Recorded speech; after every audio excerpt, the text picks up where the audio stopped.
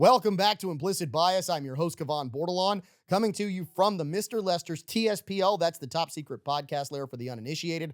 Welcome to the show for 2025. Let me introduce you to the crew that we've got before we start diving into our weekly whiskey number 1 this week.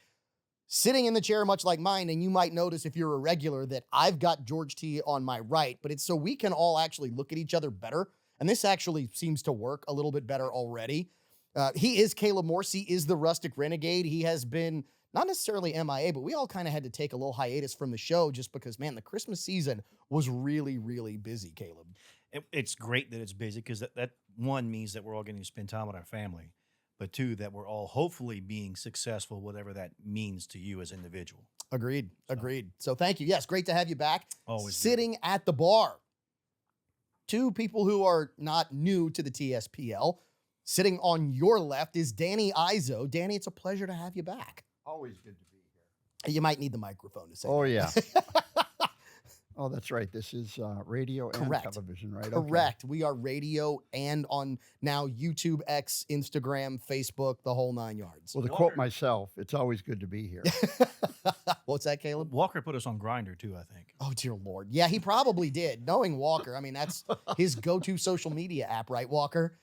Anyway, we don't care. Also at the bar, he is Jonathan Broussard. We had a nickname for Jonathan, and I can't seem to remember what it was now. It's gone. It's gone? It can't be The gone. powers that be had me do a little bit of editing, so you may not see it anymore. In other words, the wife got involved.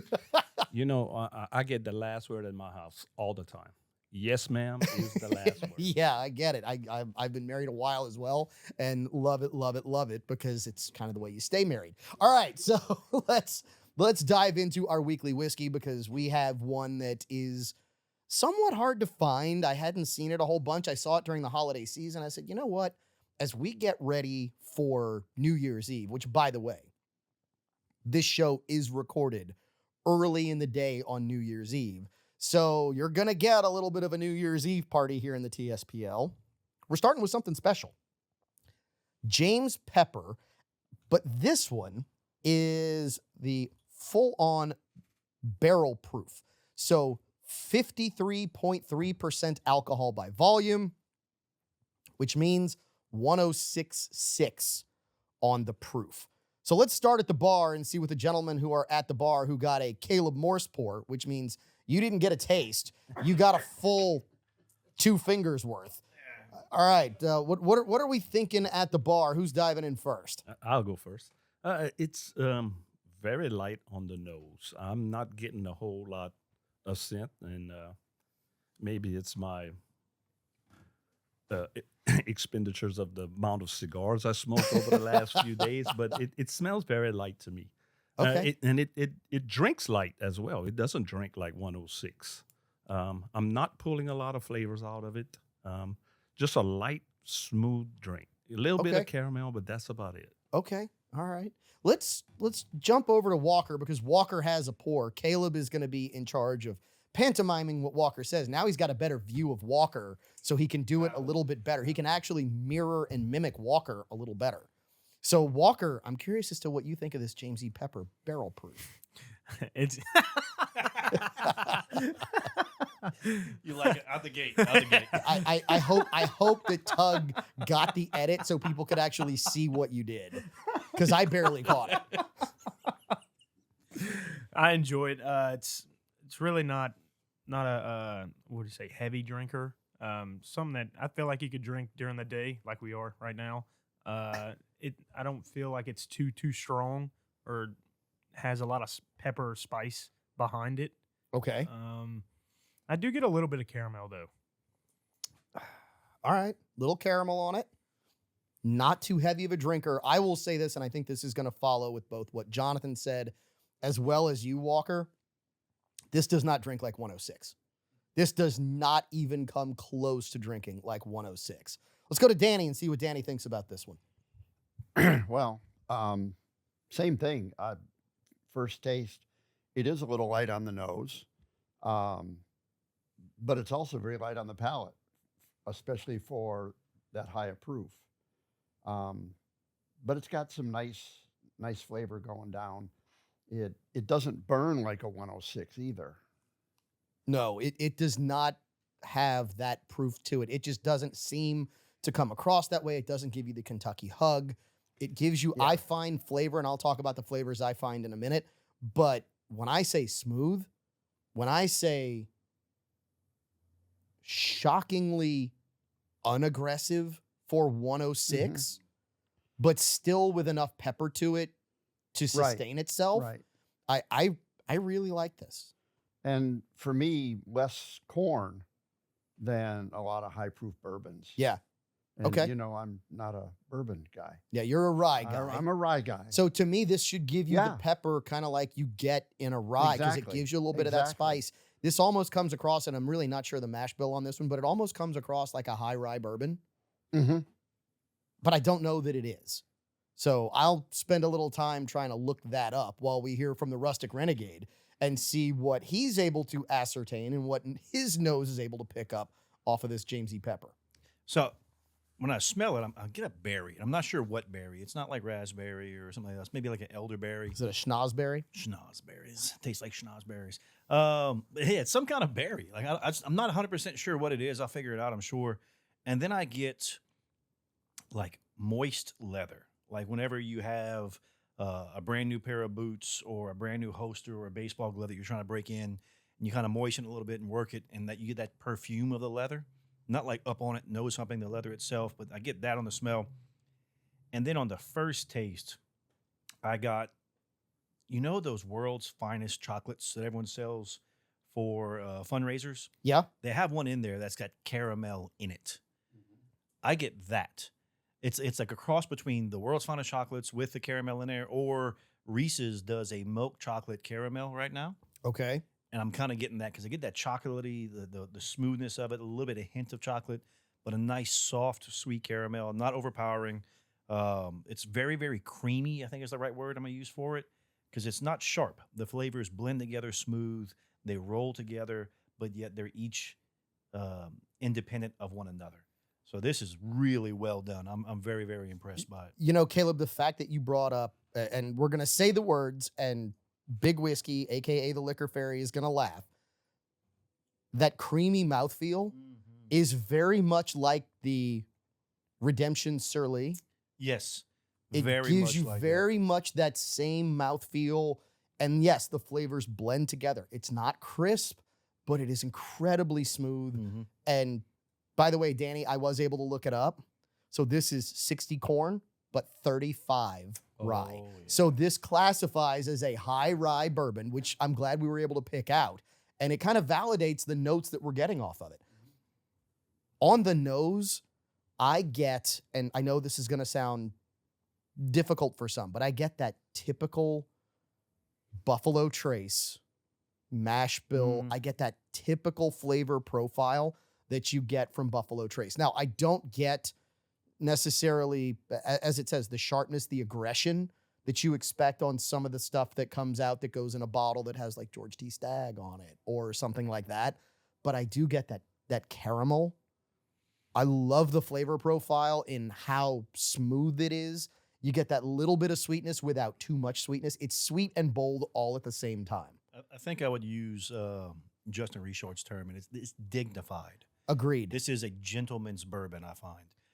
Not as aggressive as the flavors we go for, but this is well done. Like this, I imagine sitting out by a fire at a nice hunting club, a good lounge. That's where I could see this fitting in. Especially in the presentation, because if you look at the color, not just in the bottle, but the color in the glass, you've got that deep amber to it. You've got that really smooth flavor. It is a beautiful bottle for presentation. So when you put it on the shelf, when you put it out at a party, somebody's going to look at that and go, oh, I'll bet that's really expensive. You just look at it and think, it's probably a pretty penny for that particular bottle. And then when you taste it, to me, this is one of those that will ruin you for bourbon whiskey. Because at 106 proof, this is dangerous. It's really, really dangerous, given that it doesn't have that burn. It doesn't have too much alcohol to it. It is proofed perfectly, in my opinion. I agree. Like I wouldn't want this any hotter. I wouldn't want it any softer. It comes in perfect at 106 because it doesn't drink like a 106. No. And as this is- breathes, this is going to get, because we open it, we pour, so we all get neck pour, Mhm. essentially. But as it's going to breathe throughout the next couple of hours, as we start talking about things on the show, I have a feeling that this is going to end up kind of ruining the bar for 2025 in Maybe where we're going to setting the start. bar. If it sets the bar, like I said, it's going to ruin the bar. Now, it will make our bar here in the TSPL, but it's going to ruin the bar that we set for the whiskeys that we drink because, man, it's really, really just delicious and drinkable. It is approachable as a bourbon, which you don't always get in something at 106. It also explains why you don't see them often, why they're pretty hard to find. Mhm. Because these, man, if you get the opportunity, I would absolutely buy this one, bring it home. You can give it to a beginner and you can ruin them. You can maybe set them on a path where they now spend the next couple of years trying to find something like that. You can give it to somebody who really likes whiskey and they're going to really appreciate it. Yeah, you give them this, and next thing you know, they have a full-on red room, right? All right, so let's rate this on the Morse Whiskey rating code, as well as let's go ahead and play What Would You Pay for the box drop What Would You Pay championship belt chain, which is sitting at the bar, which somebody needs to hold up and shake just so we can hear it. And so if you're watching on video, you can see it. Oh, Jonathan, I love it. Okay. So, red, I wouldn't drink it even if it was free. Yellow, I would only drink it if it was free. Green, I would buy this. Blue, I would seek this out. Let's start with the person you can't see, which, trust me, is to your benefit. Walker, where would you rate this, and what would you pay? Solid green. You said it's kind of hard to find. I'm gonna go $80. $80. Solid green, $80. Let's go to the bar.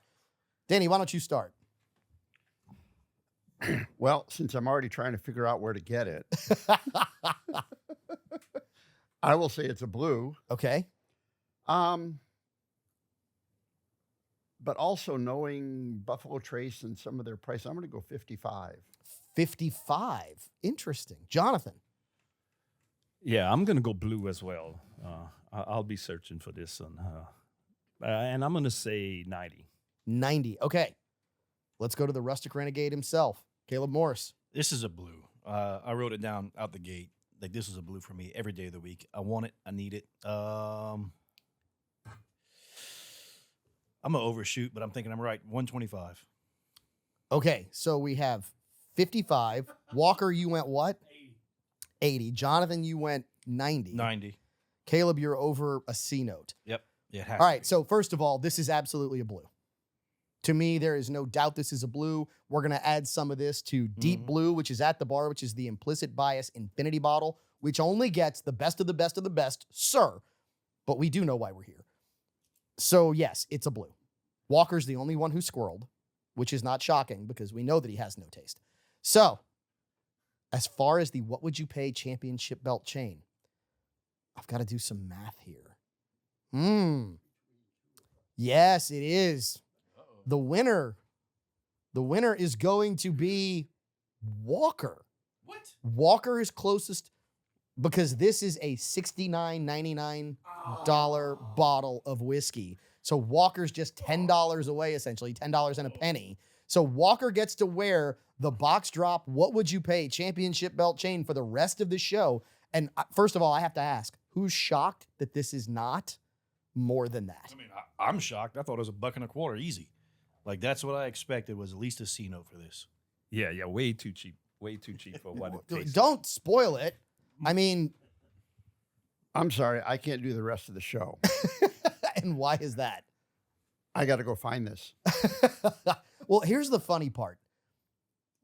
I actually went to look for a bottle of Pure Kentucky this weekend, getting ready for New Year's Eve parties and all that stuff. And you got holiday parties and all that. So I'm like, I want something that I can go ahead and make cocktails with. I don't mind as a neat pour, and something that's yet affordable.